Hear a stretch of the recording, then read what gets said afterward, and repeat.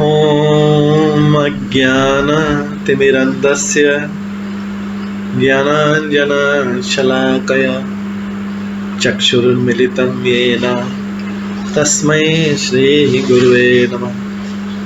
श्रीचैतन्यमनोभीष्टं स्थापितं येन भूतले स्वयं रूप कदा मह्यं ददाति स्वपदान्तिकम्।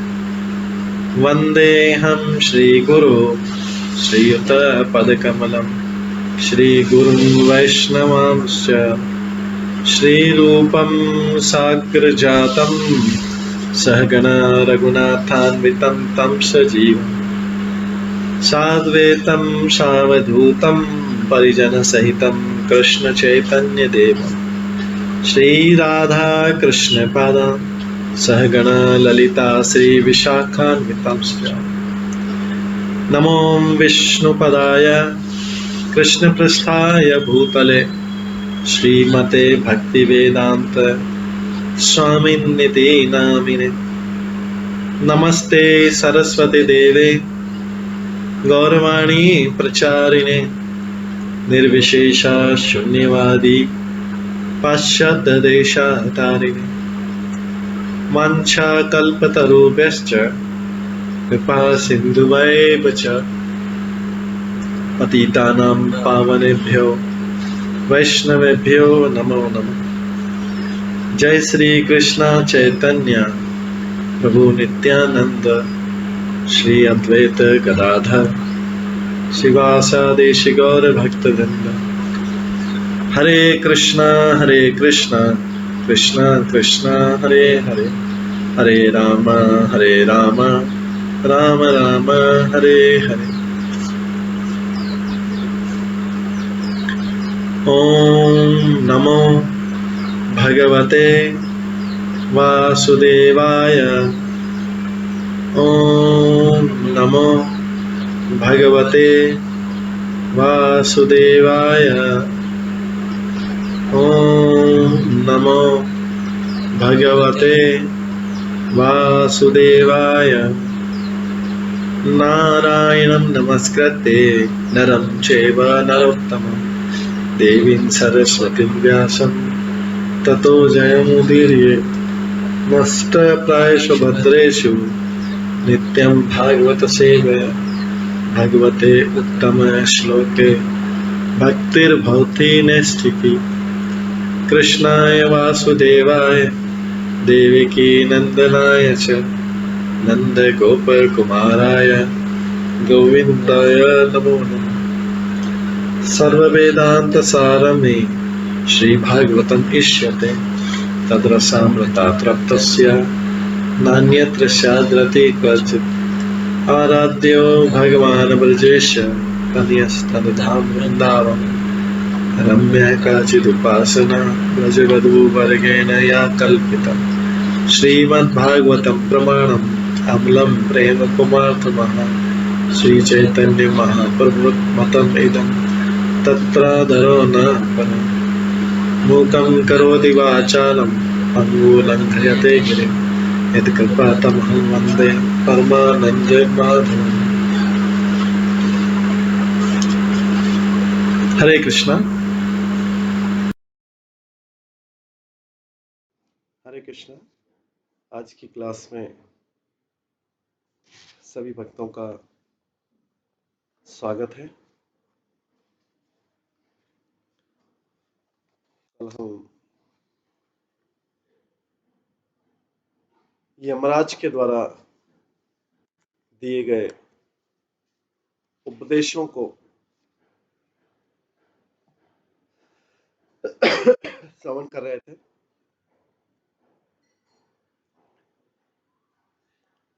यमराज ने हिरण्याक्ष के परिवार को समझाने के लिए एक बालक का रूप धारण किया और सारे उपदेश दिए।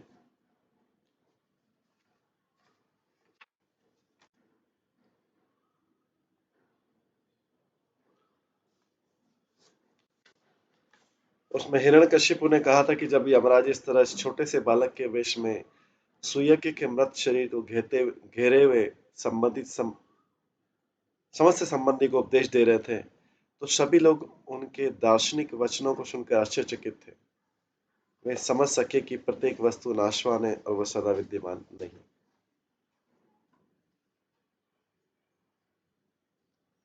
ये हिरण्यकशिपु ये कथा बता रहा है। हिरण्यकशिपु ये कथा बता रहा है हिरण्याक्ष के परिवार को।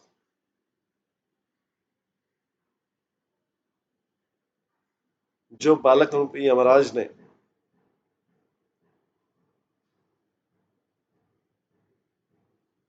राजा सुयज्ञ के संबंध में कही गई थी।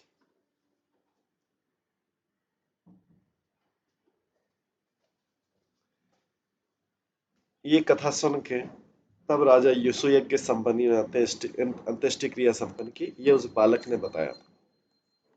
उसी बालक के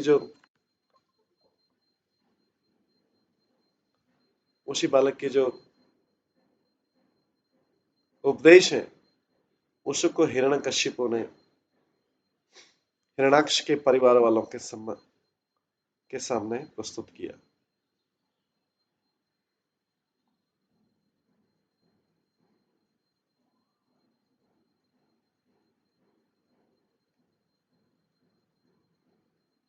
तो बालक रूप में यमराज जो है सुयज्ञ के सभी मूर्ख संबंधी को उपदेश देकर उनकी दृष्टि से ओझल हो गए।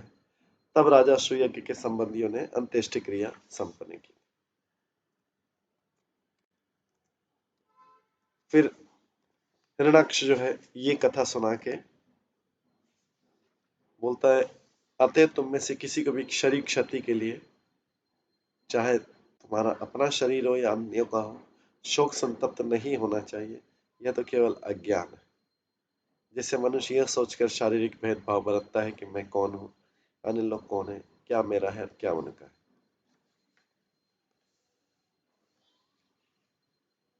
इसके पश्चात क्योंकि नारद मुनि ये कथा युधिष्ठिर महाराज को सुना रहे हैं, इसलिए श्री नारद ने आगे कहा, हिरण्यकशिपु तथा हिरण्याक्ष की माता दिति ने अपनी पुत्रवधु हिरण्याक्ष की पत्नी रुषाभानु सहित हिरण्यकशिपु के उपदेशों को सुना और तब उसने अपने पुत्र की मृत्यु शोक को भुला दिया और उसने अपने मन तथा ध्यान को जीवन का असली दर्शन समझने में लगा दिया। इस तरह से हमने कल के क्लास में ये उपदेश सुना था। आज हम स्टार्ट करें नेक्स्ट चैप्टर, 7वें स्कंद का 3रा अध्याय, हिरण्यकशिपु की अमर बनने की योजना। नारद मुनि इसको बताते हैं युधिष्ठिर महाराज को, और यही कथा जो है सुखदेव गोस्वामी परीक्षित महाराज को बता रहे हैं। श्री नारद उवाच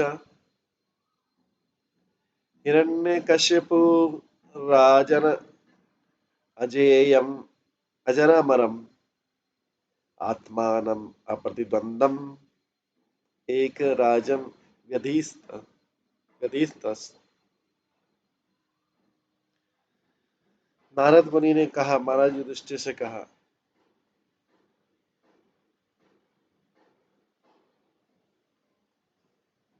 महाराज युधिष्ठिर से कहा नारद मुनि ने, दैत्यराज हिरण्यकशिपु अजय तथा वृद्धावस्था एवं शरीर की जर्जरता से मुक्त होना चाहता था। वह अणिमा तथा लघिमा जैसी समस्त योग सिद्धियों को प्राप्त करना और मृत्यु रहित होना और ब्रह्मलोक समेत अखिल विश्व का एक छत्र राजा बनना चाहता था। यह उसकी इच्छा थी। तात्पर्य में प्रभुपाद बताते हैं कि असुरों द्वारा संपन्न तपस्या के लक्ष्य ऐसे ही होते हैं। हिरण्यकशिपु ब्रह्मा जी से ऐसा वरदान चाहता था जिससे वे भविष्य में ब्रह्मा जी के धाम को जीतने में समर्थ हो सके।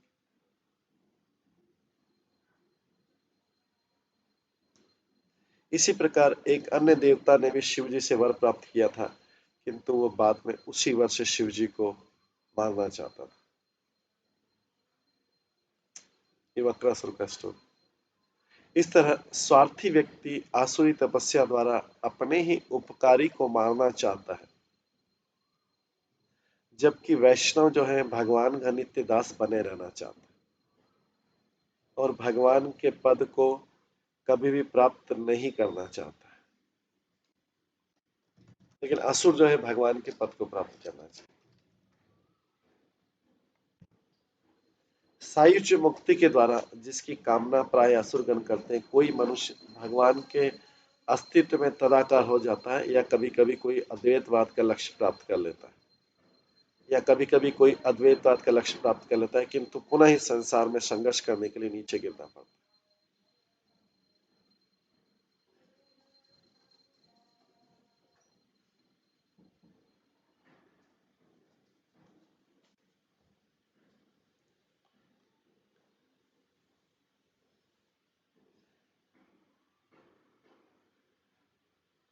दूसरा है सहते पे मंद्र द्रोण्याम तपः परम दारुणम ऊर्ध्वबाहु नभः दृष्टि पाद अंगुष्ठाश्रिता मुनि।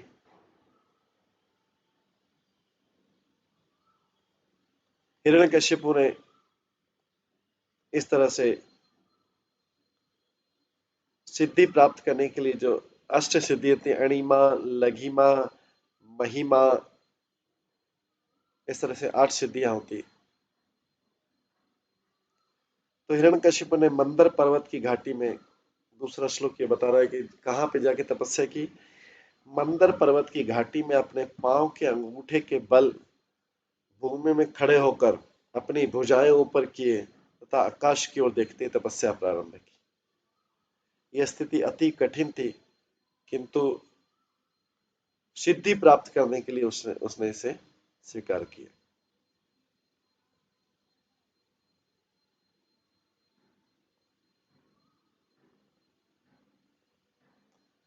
आगे तीसरे श्लोक में जटादिदीति रेजे समरतार्क इव अशंभुई।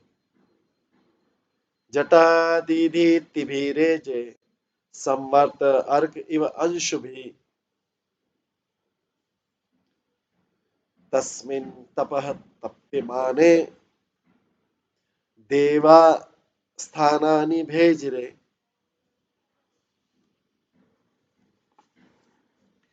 हिरण्यकशिपु के जटाजूट से प्रलयकालीन सूर्य की किरणों के समान प्रकाशमान तथा असहनीय तेज प्रकट हुआ।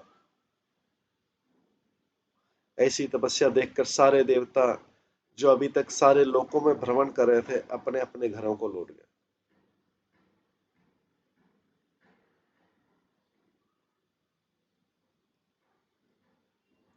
चौथा है तस्य मूर्धन समुद्भुत स धूम अग्नि तपोमय तिर्यक ऊर्ध्वम अधः लोकान प्रातपत विश्वक इरितः।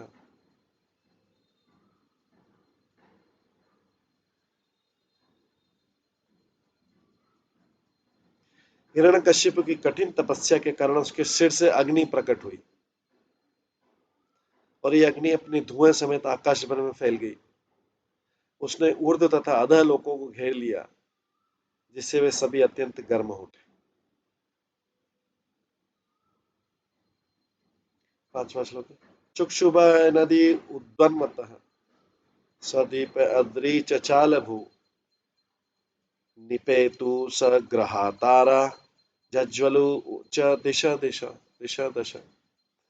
उसकी कठिन तपस्या के बल से सारी नदियां तथा सारे समुद्र उद्वेलित हो उठे। भूमंडल की सतह अपने पर्वतों तथा द्वीपों समेत थरथराने लगी और तारे तथा ग्रह टूटकर गिर पड़े और सारी दिशाएं धधक उठी।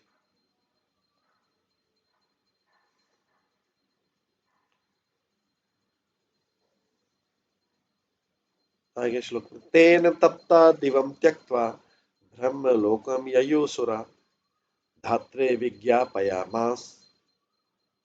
विज्ञापयामासुर देव देव जगत्पते दैत्येन्द्र तपसा तप्ता दिवि स्थातुं न शक्नुम।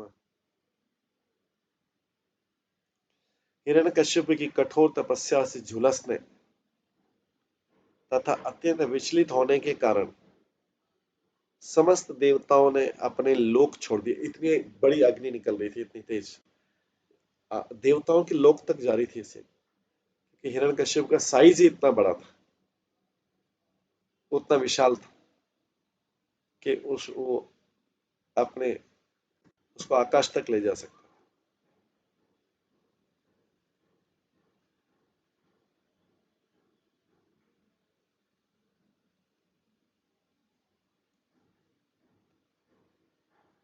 तो हिरण्यकश्यप की कठोर तपस्या से झुलसने के कारण तथा अत्यंत विचलित होने के कारण देवताओं ने अपने लोक, रहने के लोक छोड़ दिए और ब्रह्मा के लोक को गए, जहां उन्होंने सृष्टा को इस प्रकार सूचित किया, ब्रह्मा जी को इस प्रकार सूचित किया, हे देवताओं का स्वामी, हे ब्रह्मांड के प्रभु, हिरण्यकश्यप की कठोर तपस्या से उसके सिर से निकलने वाली अग्नि के कारण हम लोग इतने उद्विग्न हैं कि हम अपने लोकों में नहीं रह सकते, अतः हम आपके पास में आए। तो सारे देवता कभी भी संकट में होते हैं तो सबसे पहले शरण की इच्छा रखते हैं,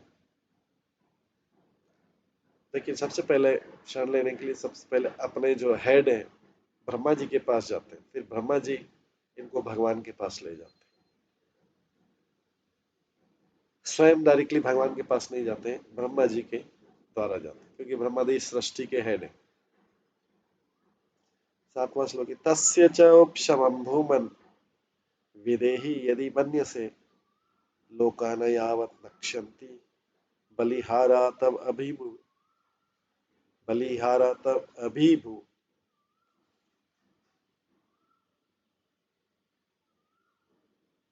हे महापुरुष, हे ब्रह्मांड के प्रधान, यदि आप उचित समझे तो इन सारे उत्पातों को, जो सब कुछ विनष्ट करने के उद्देश्य से हो रहे हैं, कृपा करके रोक दें, जिससे आपकी आज्ञाकारी प्रजा का संहार न हो।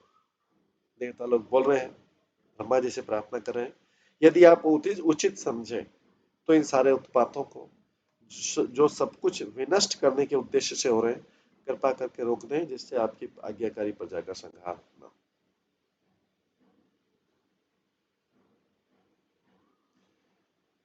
तो इसमें देवता लोग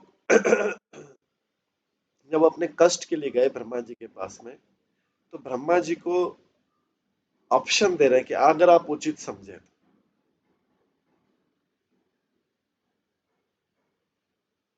अगर आप उचित समझे तो ऐसा कर सकते हैं।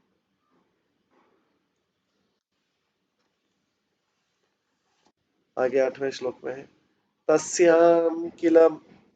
तस्याम किल संकल्प चरत दुष्वरम तपः श्रूयताम किम न विदितव अथापि निवेदितम। हिरण्यकश्यप ने अत्यंत कठिन तपस्या का व्रत ले रखा। यद्यपि ये देवता लोग बता रहे हैं कि हिरण्यकश्यप ने अत्यंत कठिन तपस्या का व्रत ले रखा, यद्यपि आपसे उसकी योजना छिपी नहीं है, तो भी हम जिस रूप में उसके मंतव्यों का निवेदन करें, कृपा करके उन्हें सुन।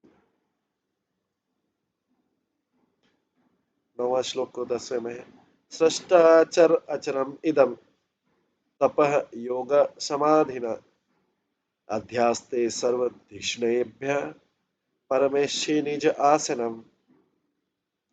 आगे, तत अहम वर्धमानेन तपो योग समाधिना काल आत्मनो च नित्यात् काल आत्मनो च नित्यत्वात् साधयिष्ये तथात्मनः। इस ब्रह्मांड में सर्वोच्च पुरुष ब्रह्मा जी ने अपना उच्च पद कठिन तपस्या, योग शक्ति तथा समाधि द्वारा प्राप्त किया है। फलस्वरूप इस ब्रह्मांड की सृष्टि करने के बाद वे इसके सर्वाधिक पूज्य देवता बने हैं। चूंकि मैं शाश्वत काल हूं और काल भी शाश्वत है, अतः मैं ऐसी तपस्या, योग शक्ति तथा समाधि के लिए अनेक जन्मों तक का प्रयास करूंगा और वह स्थान ग्रहण करूंगा जो ब्रह्मा जी ने प्राप्त किया।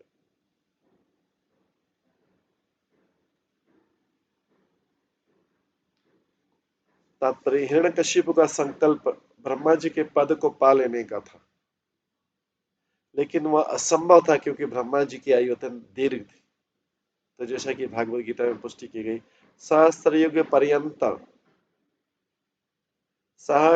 पर्यंतम महाद्यत ब्रह्मणो विदु, ब्रह्मा जी का एक दिन 1000 युग के तुल्य। ब्रह्मा जी की आयु अत्यंत दीर्घ है, फलस्वरूप हिरण्यकश्यप के लिए उनका पद प्राप्त करना सकना असंभव था। फिर भी उसका निर्णय था कि चूंकि आत्मा तथा काल दोनों शाश्वत हैं, अतः यदि वो उस पद को एक जीवन काल में नहीं प्राप्त कर सकता तो जन्म जन्मांतर तपस्या करता रहेगा, जिसे जिसे कभी न कभी उसे वो पद प्राप्त हो सकेगा। ये देवता लोग ब्रह्मा जी को बता रहे हैं। हालांकि ब्रह्मा जी को सब कुछ पता था, फिर भी बता रहे हैं कि हिरण्यकश्यप किस तरह की तपस्या कर रहा है।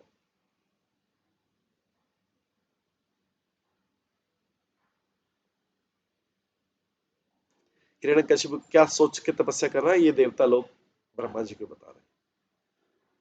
आगे 11वां श्लोक, अन्यथा इदम विधास्ये अहम अयथा पूर्वम ओजसा किम अन्य काल निर्धूते कल्पांते वैष्णवादिभिः। अपनी कठोर तपस्या से मैं पुण्य तथा पाप कर्मों के फलों को उलट दूंगा। यहाँ पे हिरण्यकश्यप जो है बता रहा है तपस्या करने का उसका जो इच्छा है, उसके पीछे उसका भाव क्या है, ये देवता लोग जो है ब्रह्मा जी को बता रहे हैं। हिरण्यकश्यप सोच रहा है मैं अपनी कठोर तपस्या से मैं पुण्य तथा पाप कर्मों के फलों को उलट दूंगा, मैं संसार की समस्त स्थापित प्रथाओं को पलट दूंगा। कल्प के अंत में ध्रुवलोक भी मिट जाएगा, अतः इसका क्या लाभ, ध्रुवलोक का क्या लाभ, मैं तो ब्रह्मा के पद पर बना रहना अधिक पसंद करता। तो ये हिरण्यकश्यप इस प्रकार से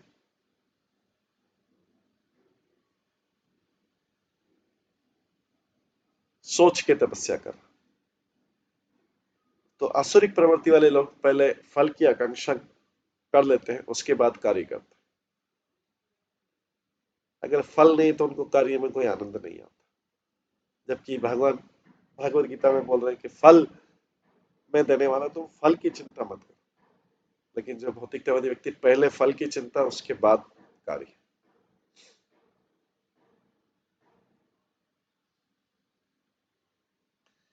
तात्पर्य, देवताओं ने ब्रह्मा जी को हिरण्यकश्यप का आसुरी संकल्प कहा सुनाया।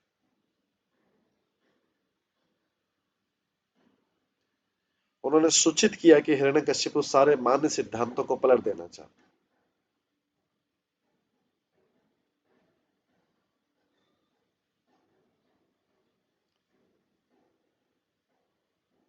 लोग इस भौतिक जगत में कठिन तपस्या करके स्वर्ग लोक चले जाते हैं।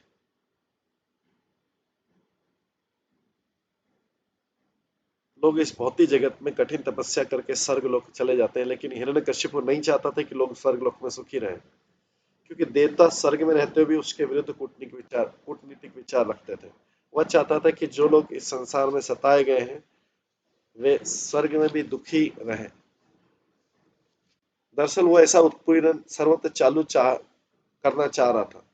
कोई यह पूछ सकता है कि कैसे संभव हुआ, क्योंकि विश्व की व्यवस्था तो अनंत काल से चली आ रही। किंतु हिरण्यकश्यप को घमंड था कि वह अपनी तपस्या से सब कुछ कर लेगा, यहाँ तक कि वह वैष्णव की स्थिति को असुरक्षित बना देना चाहता था। ये कतिपय लक्षण है उसके आसुरी संकल्प के।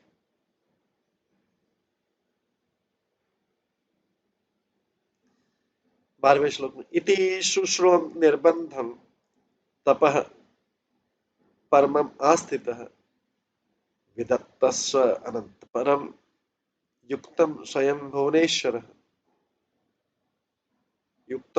त्रिभुवनेश्वरः। आगे देवता लोग बोलते हैं ब्रह्मा जी से, हे प्रभु, हमने विश्वस्त सूत्रों से सुना है कि हिरण्यकश्यपु आपका पद प्राप्त करने के लिए कठिन तपस्या में जुटा हुआ है।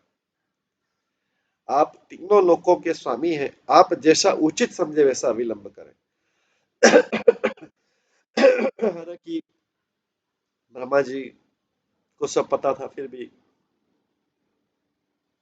वो देवताओं के मुख से सुनना चाहते थे, क्योंकि देवताओं को भय हो गया था कि ये उन्हें स्वर्ग से भगा देगा।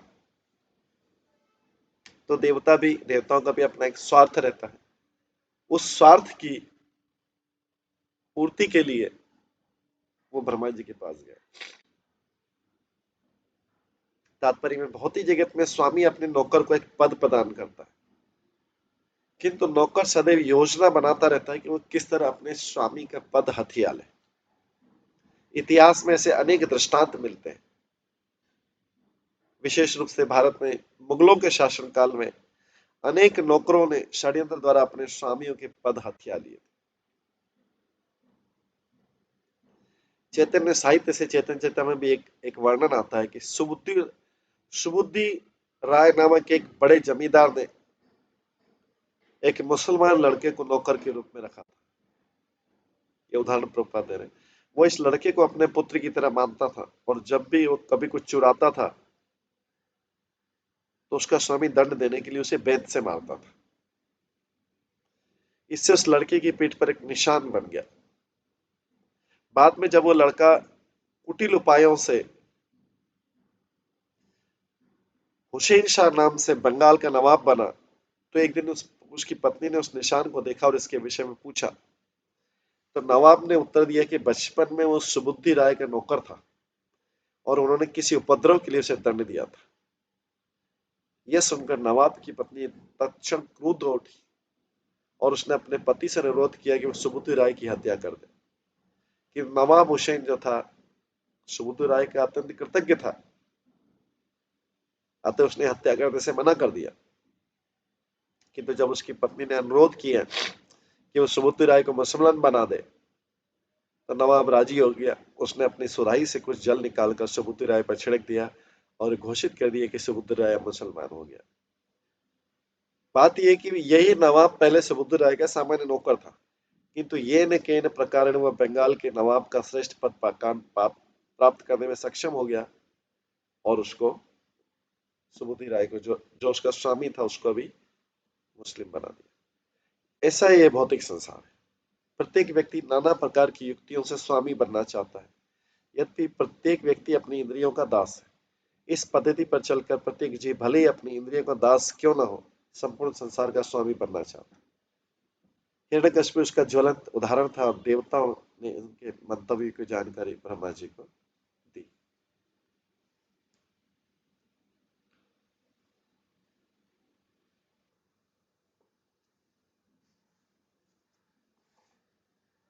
तेरहवें श्लोक में बताया गया है, तव आसनं विजय गवाम पारमेष्ठ्यम जगत पते भवाय श्रेयसे भूते क्षेमाय विजयाय च। हे ब्रह्मा जी, निश्चय ही आपका पद इस ब्रह्मांड के सभी लोगों के लिए, विशेष रूप से ब्राह्मणों तथा गायों के लिए अत्यंत कल्याणप्रद है। इससे ब्राह्मण संस्कृति तथा गौ सुरक्षा को अधिकाधिक महिमा मंडित किया जा सकता है।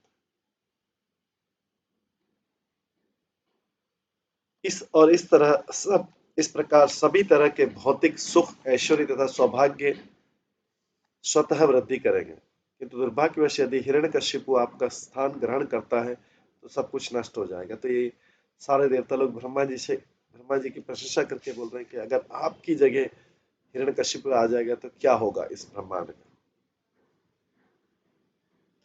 आप ब्राह्मणों तथा गायों की रक्षा करते हैं,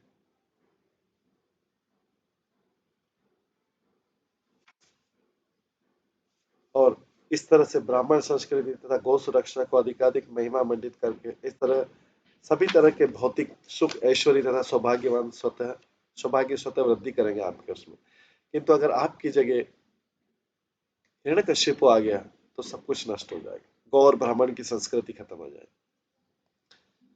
तात्पर्य प्रभुपाद बताते हैं, इस श्लोक में द्विज गवाम पारमेष्ठ्यम शब्द ब्राह्मण संस्कृति तथा गायों की श्रेष्ठ स्थिति को सूचित करने वाले।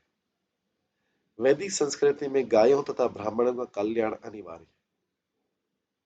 ब्राह्मण संस्कृति का विकास करने तथा गायों की सुरक्षा करने के लिए समुचित प्रथम प्रबंध के बिना प्रशासन के सारे कार्य ध्वस्त हो जाएंगे। हिरण्यकश्यप कहीं ब्रह्मा का पद न पाले इस भय से सारे देवता अत्यंत उद्विग्न थे। हिरण्यकश्यप विख्यात दैत्य था और देवतागण जानते थे कि यदि दैत्य और राक्षसों को उच्च पद मिल गया तो ब्राह्मण संस्कृति और गौओं की सुरक्षा मिट्टी में मिल जाएगी।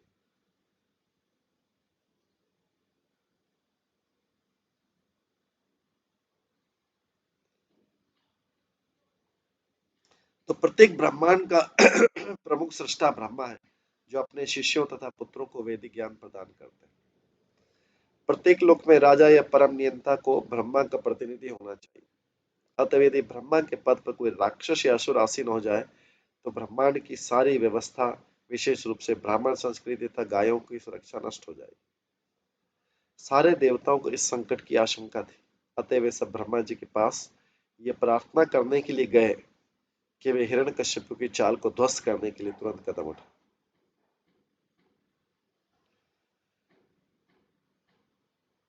सृष्टि के प्रारंभ में ब्रह्मा जी पर मधु तथा केटभ नाम के दो असुरों ने आक्रमण किया था,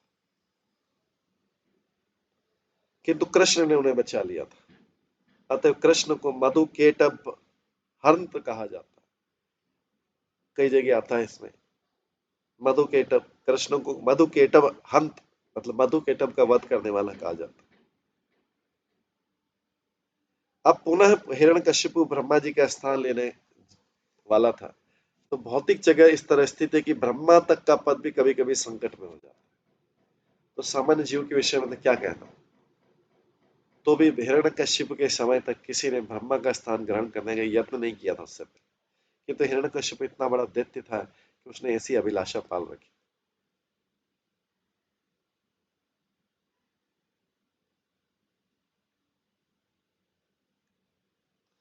भूत्य शब्द का अर्थ है ऐश्वर्य बढ़ाने के लिए, और श्रेय से शब्द अंतत्वगत भगवत धाम वापस जाने का द्योतक है। तो आध्यात्मिक उन्नति से मनुष्य के भौतिक पद में उन्नति के साथ साथ मोक्ष का मार्ग भी स्पष्ट हो जाता है और वह बंधन से छूट जाता है। यदि कोई आध्यात्मिक उन्नति में ऐश्वर्यवान पद पर हो तो उसका ऐश्वर्य कभी नहीं घटता। यदि कोई आध्यात्मिक उन्नति में ऐश्वर्यवान पद पर हो तो उसका ऐश्वर्य कभी नहीं घटता। अतः ऐसा आध्यात्मिक वरदान भूति या विभूति कहलाता है। ऐसा आध्यात्मिक वरदान जो है उसको भूति या विभूति बोलते हैं। इसलिए भागवत गीता में भी जो भगवान के ऐश्वर्य का वर्णन है उसका नाम है विभूतियां, भगवान की विभूतियां मतलब भगवान का ऐश्वर्य। तो भौतिक ऐश्वर्य नहीं, वो आध्यात्मिक ऐश्वर्य। कृष्ण ने भागवत गीता के 10वें अध्याय में यही बोला, यद यद विभूतिम सत्तम मम तेजो असंभवम। यदि भक्त आध्यात्मिक चेतना में उन्नति करता है और इस तरह वो भौतिक दृष्टि से ऐश्वर्यवान भी बन जाता है तो उसका पद वो जो है भगवान का विशिष्ट वरदान होता है। मतलब आध्यात्मिक उन्नति भी कर रहा है और साथ में भौतिक दृष्टि भी ऐश्वर्य।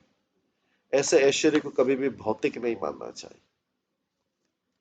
इस समय धरा में लोक में ब्रह्मा जी का प्रभाव काफी घट चुका है और हिरण्यकश्यप के प्रतिनिधि राक्षसों तथा दैत्यों ने उनका स्थान ग्रहण कर लिया है। इसलिए ब्राह्मण संस्कृति तथा गायों को भी संरक्षण प्राप्त नहीं, यद्यपि ये समस्त सौभाग्य के लिए अति आवश्यक है। तो प्रभुपाद बोल रहे ये कलयुग अत्यंत घातक है क्योंकि समाज का संचालन असुरों तथा राक्षसों द्वारा हो रहा है।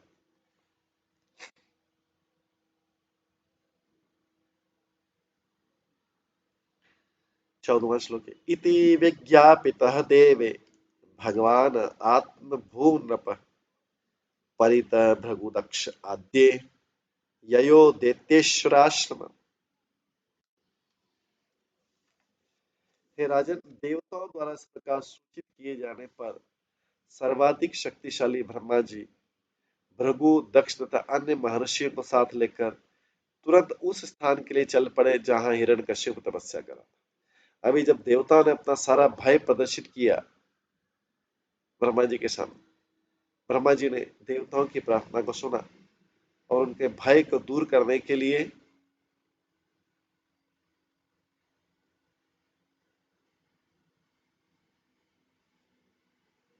भय को दूर करने के लिए बोला चलो हिरण्यकशिपु जहाँ पे तपस्या कर रहे वहां चलते। तात्पर्य ब्रह्मा जी प्रतीक्षा में थे कि हिरण्यकश्यप की तपस्या पूरी हो ले तो वहां जाकर उसको इच्छा अनुसार वर देंगे। अब वे समस्त देवताओं तथा बड़े बड़े साधु पुरुषों को साथ लेकर जाने का अवसर पाकर उसे इच्छित वर देने चले गए कि देखते हैं ब्रह्मा हिरण्यकश्यप क्या वर मांगता।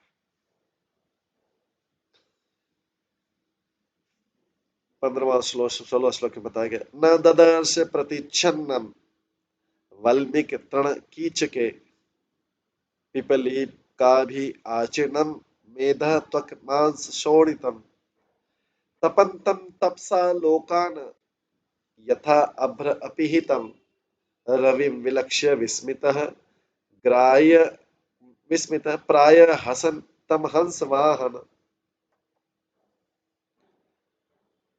तो अभी ये ब्रह्मा जी वहां पर गए जहां पे हिरण्यकशिपु तपस्या कर रहा, अपने हंस वाहन पे चढ़ के, अपने हंस वाहन पे चढ़ के देवताओं के साथ उस जगह पर गए जहां पर हिरण्यकशिपु तपस्या कर रहा था।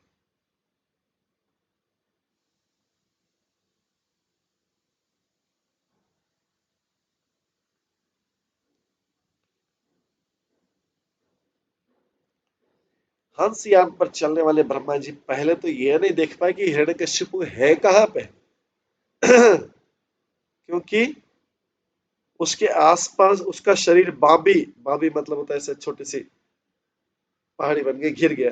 बाबी मतलब जहां पे चींटियां रहती, ऐसा थोड़ा सा पहाड़ बना लेते, घास तथा बांस के डंडों से ढक गया था।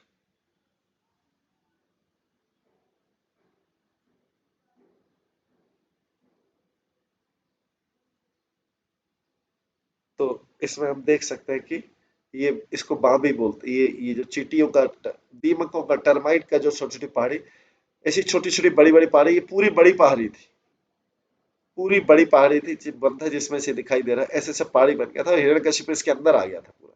ये चींटियों ने टर्माइट ने जो बना लेते पूरा। तो पहले तो ब्रह्मा जी देख नहीं पाए कि हिरण्यकशिपु है कहाँ।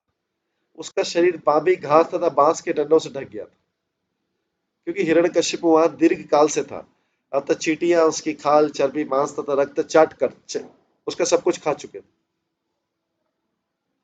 तो ये पहले वाला दृश्य था उसके, जो अंदर का इसका बोन्स बता रहे। बाद में ये ऐसा हो गया, ये कुछ आधा शरीर ऐसा बताया पुराना कंडीशन में, आधा शरीर नई कंडीशन में बताया। जब ब्रह्मा जी जल छिड़केंगे तो ऐसा नया शरीर हो गया, लेकिन ये पुराना वाला हिस्सा बताया कैसा था शरीर। तो हाफिज तब ब्रह्मा जी ने देवताओं में से खोज निकाला कि यहाँ पे इस पहाड़ी में होना चाहिए। वो बादलों से आच्छादित सूर्य की भांति सारे संसार को अपनी तपस्या से तपा रहा था। आश्चर्यचकित होकर ब्रह्मा जी हंस पड़े और उस इस प्रकार संबोधित करने लगे। ब्रह्मा जी ने उसको इस अवस्था में पाया। ब्रह्मा जी हंस वाहन के ऊपर आए थे, उसको इस अवस्था में पाया, उसके शरीर के ऊपर से अग्नि निकल रही थी तब किया। तो देख सकते हैं कि एक हाथ ऐसा बताया, पुरानी कंडीशन वाला बताया, जो हमने पिछला वाला पिक्चर देखा था। पिछला वाला पिक्चर जो था जिसमें ये उसकी अवस्था थी पहले वाली, ये पहले वाली अवस्था थी। इस तरीके से पूरा ये जो सब ढक गया था। और अभी नए में आधा ऐसा शरीर बताया, आधा शरीर ऐसा बताया जो उसका चमकीला हो गया, और ये पुराना वाला आधा शरीर जिस अवस्था में था। ये पुराना हाथ जिस कंडीशन में था और ये नया कंडीशन। तो तात्पर्य में प्रभुपाद बताते हैं जीवात्मा अपनी त्वचा मज्जा अस्थि रक्त इत्यादि के बिना केवल निजी शक्ति से जीवित रह सकता है, क्योंकि ये कहा गया है कि असंगयो तम पुरुष, जीव को भौतिक आवरण से कुछ भी लेना देना नहीं रहता। हिरण्यकश्यप ने अनेक वर्षों तक कठिन तपस्या की थी। दरअसल कहा जाता है कि उसने 100 देवी वर्षों तक तपस्या की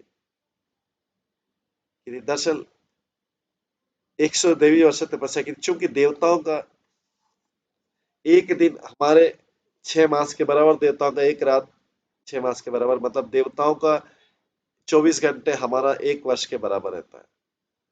तो यह अत्यंत दीर्घ समय था। उसने देवताओं वाले 100 वर्ष, मतलब हमारे वाले 36,000 वर्ष,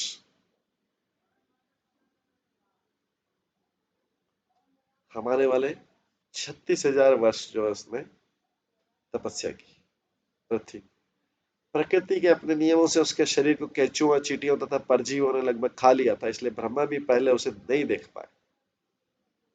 किंतु बाद में ब्रह्मा जान गए कि हिरण्यकश्यप कहाँ पर था और वे उसकी तपस्या की अद्भुत शक्ति को देखकर आश्चर्यचकित हो गए। उस समय भी एक निष्कर्ष उस समय कोई भी यह निष्कर्ष निकालता कि हिरण्यकश्यप तो मृत हो चुका है, क्योंकि उसका शरीर कई तरह से आच्छादित हो चुका था। लेकिन इस ब्रह्मांड के प्रधान जीव ब्रह्मा समझ गए कि हिरण्यकश्यप जीवित है, किंतु भौतिक तत्वों द्वारा आच्छादित हो गया। ब्रह्मा जी समझ गए, बाकी लोगों ने सोचा कि उसकी मृत्यु हो गई। यहाँ पे प्रभुपाद बोलते हैं कि यद्यपि हिरण्यकश्यप ने वर्षों तक लगातार तपस्या की, फिर भी वो दैत्य राक्षस के रूप में विख्यात। ऐसी तपस्या जो भगवान की भक्ति के लिए, भगवान का प्रेम पाने के लिए नहीं की जाए, वो तपस्या भौतिक सिद्धि तो दे सकती है, क्योंकि भगवान का ऐसा सिस्टम है, लेकिन वो भगवान की भक्ति नहीं दे सकती। व्यक्ति का असुर या राक्षसी स्वभाव चेंज नहीं हो सकता। अगले श्लोकों से पता चल पाएगी कि इस प्रकार की कठिन तपस्या बड़े से बड़े साधु पुरुष भी नहीं कर सकते। तो फिर राक्षस तथा दैत्य क्यों कहलाता था?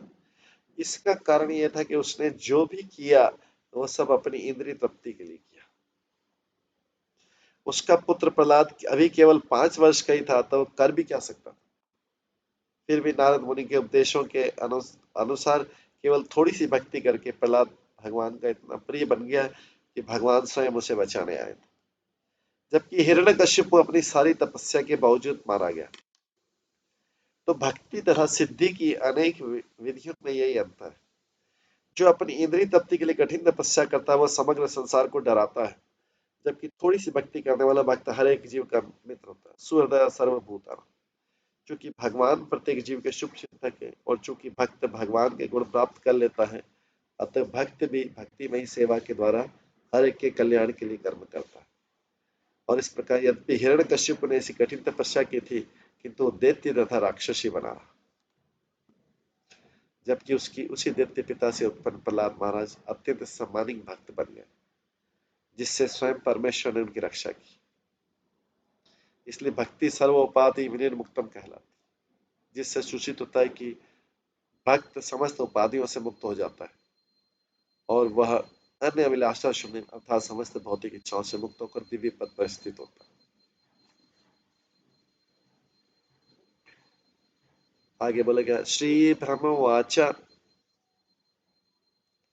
उत्तिष्ठ उत्तिष्ठ भद्रं ते तप सिद्ध असि काश्यपः वरद अहम अनुप्राप्तः वरेताम इप्सितः वर। ब्रह्मा जी ने कहे, कश्यप मुनि के पुत्र उठो उठो। उसको तपस्या से जगा रहे।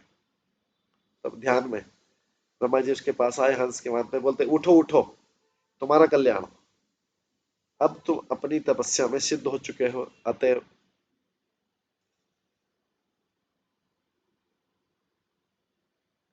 मैं तुम्हें वरदान देता हूं। तुम मुझसे जो चाहो सो मांग सकते हो, और मैं तुम्हारी इच्छा पूरी करने का प्रयत्न करूंगा।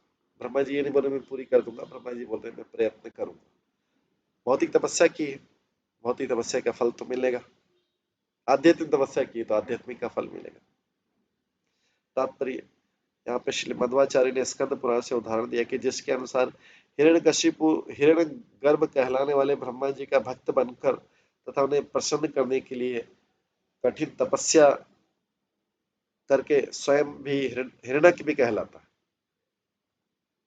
रास्तक तथा असुरगण ब्रह्म तथा शिव जैसे विविध देवताओं की पूजा इन देवताओं का स्थान ग्रहण करने के लिए करते हैं।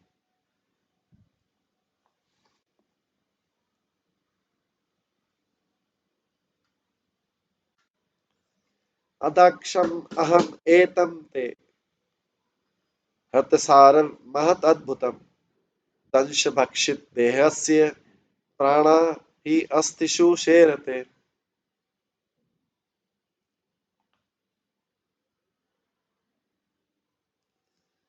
मैं तुम्हारे धैर्य को देखकर अत्यंत विस्मित। सभी तरह के कीड़ों तथा चींटियों द्वारा खाए तथा काटे जाने के बावजूद तुम अपनी अस्थियों में प्राण वायु को संचालित किए हुए हो। ये ब्रह्मा जी बोल रहे हैं कि मैं तुम्हारा धैर्य को देख के, इस तपस्या में तुम्हारे धैर्य को देख के बहुत आश्चर्यजनक हो, सभी तरह के कीड़ों तथा चींटियों द्वारा तुम्हारा शरीर खा लिया गया, इसके बावजूद तुम केवल अस्थियों में प्राणवायु को, केवल हड्डियों में जो है, केवल अस्थियों में तुम्हारी प्राणवायु चल रही है।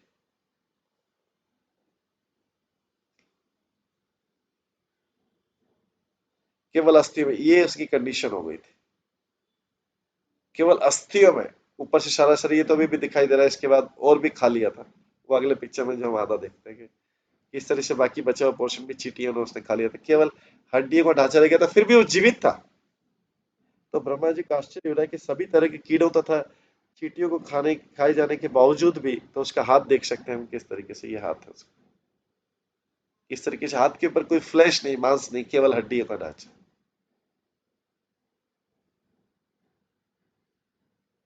तुम अपनी अस्थियों में प्राणवायु, फिर भी तुम्हारी प्राणवायु चल रही है अस्थियों में भी, शरीर पे कुछ भी नहीं बचा, केवल अस्थियों में, हड्डियों में प्राणवायु चल रही है।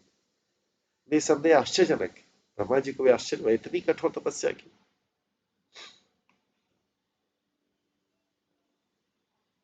तात्पर्य में प्रभुपाद बता रहे, ऐसा प्रतीत होता है कि आत्मा का अस्तित्व अस्थियों में भी हो सकता है, जैसा कि हिरण्यकश्यप के निजी उदाहरण से दर्शित होता है। जब बड़े बड़े योगी समाधि में रहते हैं,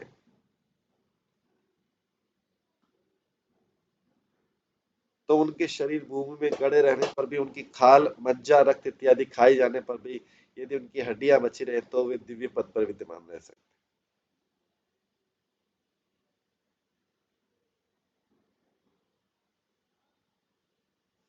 तो योग में ऐसे अनेक उदाहरण हैं, जब वे समाधि में गाड़ दिए जाते हैं और कई घंटों बाद अच्छी अवस्था में जीवित निकाल लिए गए।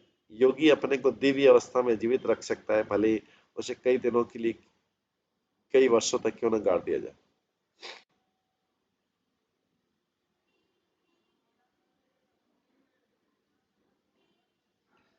उन्नीसवां श्लोक, न एतत्पूर्व ऋषय चक्रु, न एतत्पूर्व ऋषय चक्रु करिष्यन्ति च परे विरम्बोधारयेत प्राणान् कावे दिव्य समाशतम।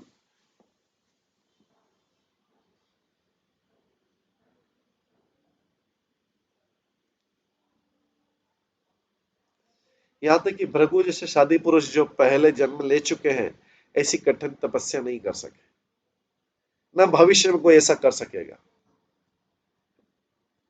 ये ब्रह्मा जी बोल रहे हैं, इस तीनों लोकों में ऐसा कौन होगा जो जल पिए बिना 100 देवी वर्ष, मतलब पृथ्वी के 36,000 वर्ष, 100 देवी वर्ष तक जीवन धारण कर सके बिना जल के। तात्पर्य प्रभुपाद बताते हैं कि ऐसा प्रतीत होता है कि यदि योगी पानी की एक बूंद भी न पिए, तो योग विधि से अनेक अनेक वर्षों तक जीवित रह सकता है, भले उसके बाह्य शरीर को चींटियां तथा कीड़े मकोड़े खा जाए।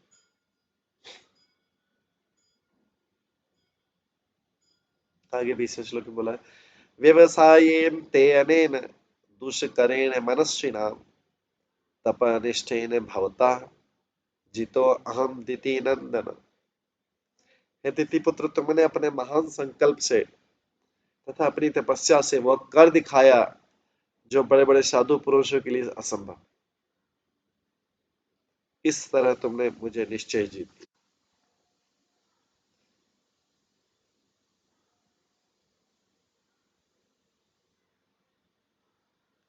तात्पर्य जित शब्द के विषय में श्री मदन मुनि शब्द निर्णय से निम्नलिखित उदाहरण देते हैं। बोलते, पराभूतम वशस्थम च जित भेद उच्यते बुधे। यदि कोई किसी के वश में हो जाता है या दूसरे द्वारा पराजित हो जाता है, तो वह जित कहलाता है। हिरण्यकश्यप की तपस्या इतनी महान थी तथा अद्भुत थी कि ब्रह्मा जी को भी अपने को उसकी पराजय को स्वीकार करना पड़ा। मतलब उसने ब्रह्मा जी को भी जीत लिया है। जीता है मतलब वास्तव में जो हार गया है, जिसको किसी दूसरे के द्वारा जीत लिया गया है। तो ब्रह्मा जी उसकी तपस्या को देख के अपने आप को पराजित किया स्वीकार करे कि ऐसी कोई तपस्या कर सकता है।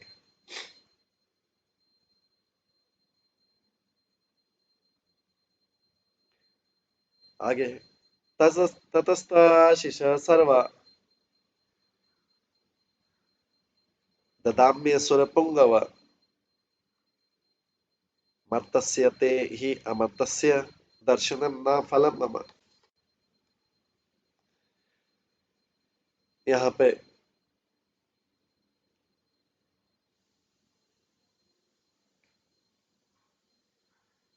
ब्रह्मा जी बोल रहे हैं असुरों में श्रेष्ठ, इस कारण मैं तुम्हारी इच्छा अनुसार तुम्हें सारे वरदान देने को तैयार।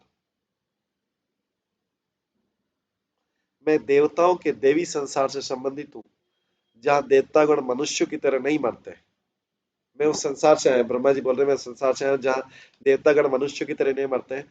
अतः यद्यपि तुम मर्त्य हो, तुम मरने वाले हो, किंतु तुम मरने योग्य हो, किंतु तुमने मेरा दर्शन किया, अतः यह व्यर्थ नहीं जाएगा। तो तात्पर्य ऐसा प्रतीत होता है कि मनुष्य तथा असुर तो मर्त्य है, किंतु देवता मर्त्य नहीं। जो देवता ब्रह्मा जी के साथ सत्यलोक में रहते हैं, वे अपने शरीर पात के साथ समय वर्तमान देहों सहित वैकुंठ को चले जाते हैं। इसका मतलब वहां का देह अलग रहता है, उसी शरीर से वो जा सकते हैं जो ब्रह्मा जी के लोक में रहते हैं।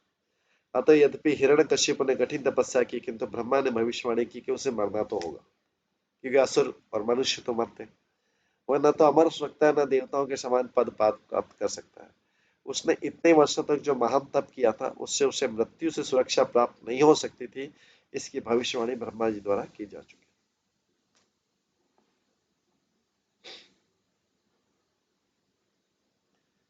इसके बाद नारद मुनि ये कथा युधिष्ठिर को सुना रहे हैं, जो राजसूय के समय। उसके बाद नारद मुनि बोलते हैं युधिष्ठिर को, इति युक्त्वा आदिभव देव भक्षित अंगम पिपलिके कमंडूल जलेन औक्षत दिव्येन अमोघ राधसा। नारद मुनि ने कहा, हिरण्यकशिपु से ये शब्द कहने के बाद इस ब्रह्मांड के प्रथम जीव ब्रह्मा ने, जो अत्यंत शक्तिमान है, उसके शरीर पर कमंडल से दिव्य अचूक आध्यात्मिक जल छिड़का।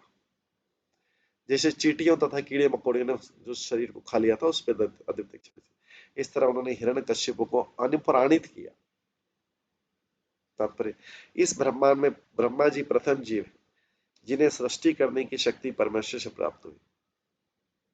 तेने ब्रह्म हृदय आदि कवि, आदि देवी आदि कवि अर्थात प्रथम सजीव प्राणी को पूर्ण पुरुषोत्तम भगवान ने स्वयं हृदय के भीतर से शिक्षा दी थी। उसे शिक्षा देने वाला कोई नहीं था, किंतु चूंकि ब्रह्मा जी के हृदय में स्थित है, इसलिए ब्रह्मा जी को साक्षात भगवान ने शिक्षा दी।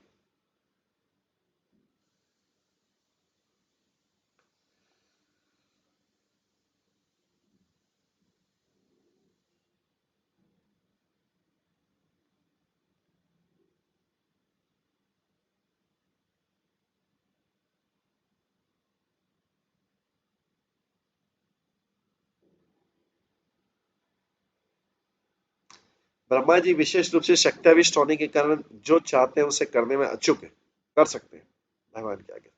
अमोघ राजसा शब्द का अर्थ यही। वे हिरण्यकश्यप के मूल शरीर को जीवन दान देना चाहते थे, अतः उन्होंने अपने कमंडल से दिव्य जल छिड़कर ये तुरंत कार्य कर। अपने जल से छिड़का, उसके ऊपर अपने कमंडल से जल छिड़का और उसको फिर से दिव्य बना रहे थे।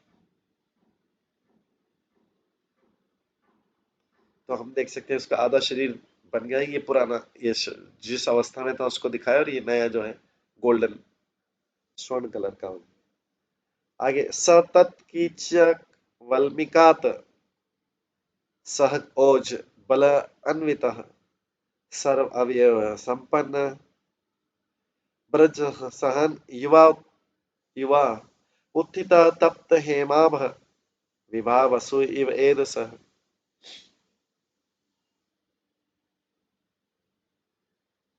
ज्यों ही ब्रह्मा जी ने अपने कमंडलों से उसके शरीर पर जल छिड़का, त्यों ही हिरण्यकशिपु उठ खड़ा हुआ। उसके शरीर के अंग प्रत्यंग इतने बलवान थे कि वो वज्र के आघात को भी सहन कर सकता, अभी इतना बलवान हो गया था। इतनी शारीरिक शक्तियां, पिघले सोने की सी शारीरिक कांति से युक्त हुआ पूर्ण तरुण पुरुष की भांति बाबी से उसी तरह प्रकट हुआ जिस तरह काष्ठ से अग्नि उत्पन्न होती।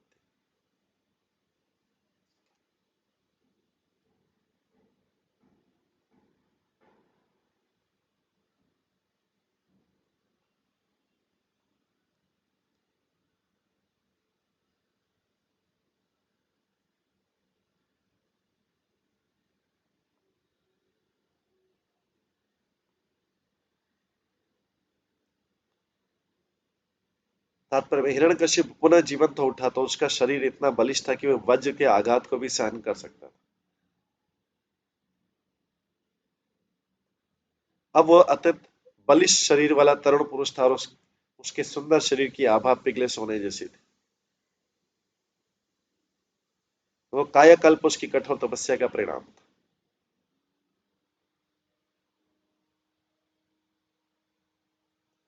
24वां सह निरीक्षांबरे देवम हंस वाहम उपस्थितम ननाम शीर्षा भूमौ तत दर्शन महोत्सव। आकाश में हंस वायुयान पर सवार ब्रह्मा को देखकर अपने समक्ष देखकर हिरण्यकशिपु अत्यधिक प्रसन्न हुआ। वो तुरंत सिर के बल भूमि पर गिर पड़ा और भगवान के प्रति अपनी कृतज्ञता प्रकट करने लगा। भागवत गीता में भगवान कृष्ण कहते हैं ये अपि अन्य देवता भक्ता यजन्ते श्रद्धयान्विता ते अपि मामेव कौन्तेय यजन्ता विधि पूर्वकम अहम ही सर्वज्ञानां भोक्ता च प्रभुरेव च न तो मामे अभिजानन्ति तत्वे नातश्चवयन्ति ते। हे कुंती पुत्र, मनुष्य अन्य देवों को जो कुछ भी चढ़ाता है वह वास्तव में मेरे लिए ही होता है, किंतु वह बिना वास्तविक ज्ञान के चढ़ाया जाता है।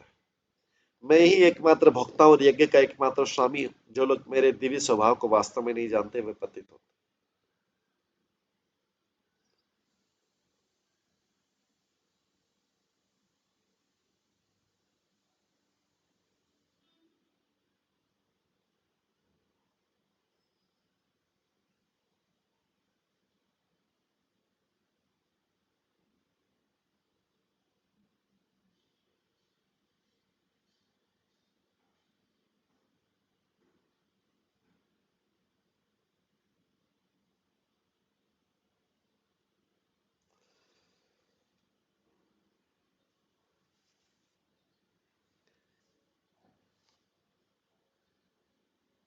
इस तरह ब्रह्मा जी के जल छिड़कने के बाद वो तुरंत सिर के बल भूमि पर गिर पड़ा और भगवान मतलब ब्रह्मा जी के अपनी कृतज्ञता प्रकट करने लगे। यहाँ पे ब्रह्मा जी को भी भगवान बोला गया क्योंकि भगवान के प्रतिनिधि है। लेकिन भगवान जो है देवताओं के द्वारा इस प्रकार के वरदान को यहाँ पे ये बता रहे हैं कि उन पुत्र मनुष्य अन्य देवों को जो कुछ भी चढ़ाता है वास्तव में मेरे लिए होता है, किंतु तो बिना वास्तविक ज्ञान के चढ़ाया जाता है। मैं ही एकमात्र भोक्ता और यज्ञ का एकमात्र स्वामी हूँ। जो लोग मेरे दिव्य स्वभाव को वास्तव में नहीं जानते वे पतित होते। वास्तव में कृष्ण कहते हैं जो लोग देवताओं की पूजा में लगे रहते हैं वे बहुत बुद्धिमान नहीं रहते। यह भी अप्रत्यक्ष रूप से मेरी ही पूजा है। उदाहरण, जब कोई व्यक्ति वृक्ष की जड़ों में पानी डालकर वृक्ष की टहनियों तथा पत्तों में जल डालता है तो पर्याप्त ज्ञान के अभाव में ही अनुष्ठानों का पालन किए बिना ऐसा करता है। वृक्ष को जल देने की विधि है कि उसकी जड़ों में पानी डाला जाए। इस प्रकार शरीर के विभिन्न अंगों की सेवा करने की विधि पेट में भोजन डालना।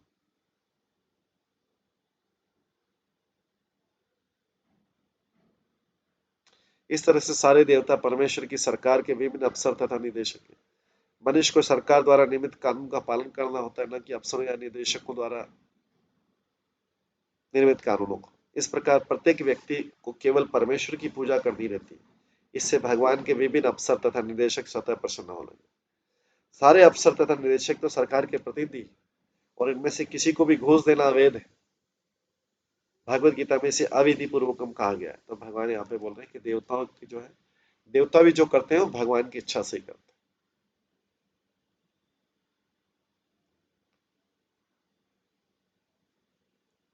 तो मनुष्य को चाहे कि यज्ञ अथवा विष्णु को प्रसन्न करने के लिए कार्य करें। भगवान बोल रहे मैं समस्त यज्ञों का भोक्ता हूं क्योंकि मैं ईश्वर हूं। किंतु अल्पज्ञ लोग इस तथ्य को न जानते हुए क्षणिक लाभ के लिए देवताओं की पूजा करते हैं। अतः वे इस संसार में फिर आके गिरते हैं और जीवन के इच्छित लक्ष्य को प्राप्त नहीं कर पाते। किंतु यदि किसी को भौतिक इच्छा पूरी करनी है तो अच्छा हुआ कि वो परमेश्वर से प्रार्थना करे और इस तरह वांछित भगवान को डायरेक्टली प्रार्थना करे, इस तरह वांछित फल प्राप्त करो। यद्यपि हिरण्यकशिपु ने ब्रह्मा जी को नमस्कार किया किंतु वो विष्णु के प्रति अत्यधिक शत्रुता रखता था। यह असुर का लक्षण है। असुरगण देवताओं की पूजा भगवान से विभिन्न होने के रूप में करते हुए नहीं जानते कि सारे देवता भगवान के दास होने के कारण शक्तिशाली होते हैं। यदि भगवान देवताओं से शक्ति वापस ले तो देवतागण अपने उपासकों को वरदान न दे सके। एक भक्त तथा असुर में यही अंतर है कि भक्त जानता रहता है कि विष्णु पूर्ण पुरुषोत्तम भगवान है और सभी लोग उनसे शक्ति प्राप्त करते हैं। एक भक्त विशेष शक्ति के लिए देवताओं की पूजा न करके भगवान विष्णु की पूजा यह जानते हुए करता है कि यदि उसे शक्ति की आवश्यकता होगी तो विष्णु के भक्त के रूप में कर्म करता हुआ प्राप्त कर लेगा, जो भगवान का भक्त। तो किसी भी परिस्थिति में व्यक्ति को भगवान के पास ही जाना चाहिए। अकामा सर्व कामो वा मोक्ष कामा उदारधि तीव्रेण भक्ति योगेन यजेते पुरुषम परम। जो व्यक्ति व्यापक बुद्धि का होता है, वह चाहे भौतिक इच्छाओं से युक्त हो या उनसे मुक्त अथवा मुक्ति चाहता हो, उसे सभी तरह से परम पूर्ण अर्थात पूर्ण पुरुषोत्तम भगवान की पूजा करनी चाहिए।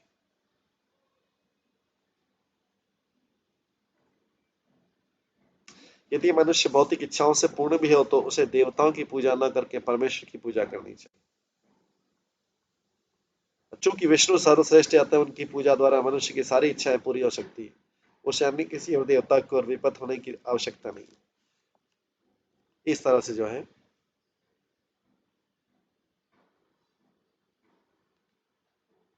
हिरण्यकशिपु का जो वरदान मांग रहा है ब्रह्मा जी से,